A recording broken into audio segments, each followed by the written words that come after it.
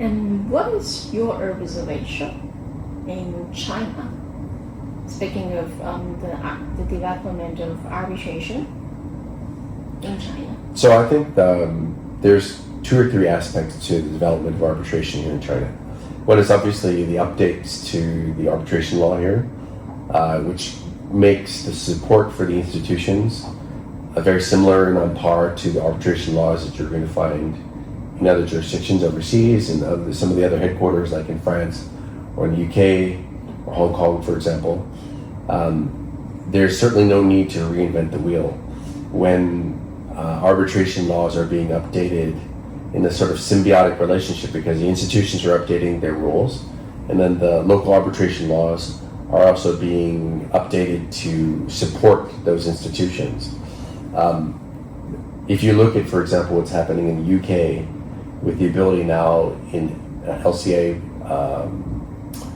arbitration for interim orders to be issued and supported by the courts very quickly, that's an incredibly impressive tool set to have.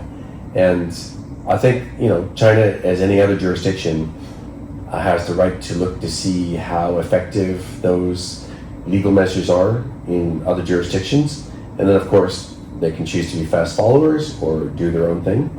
But I think that Chinese arbitration law needs to be able to take into account the unique characteristics of arbitration here, as well as we talked about, as well as try to be as supportive as the institutions are trying to be modern in their rules.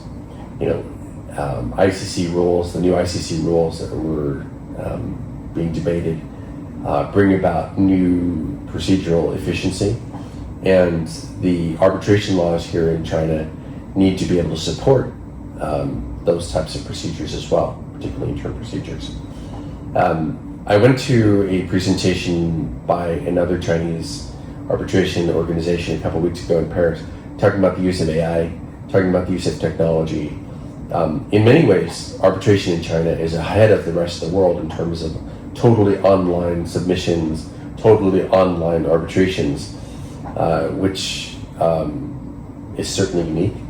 And if you can do a document-only type arbitration, which I've done many of, that's a great forum for that. You don't need to have any in-person stuff, and that's all great.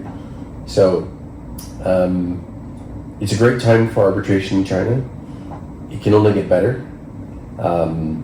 I think that the institutions should continue to reach out to encourage arbitrators from other parts of the world to come to China to participate in arbitration tribunals here, particularly when you have a lot of Belt and Road work, a lot of disputes coming from Africa, for example, or you have disputes coming from Southeast Asia or Central Asia, in other places where Belt and Road disputes are becoming more prevalent.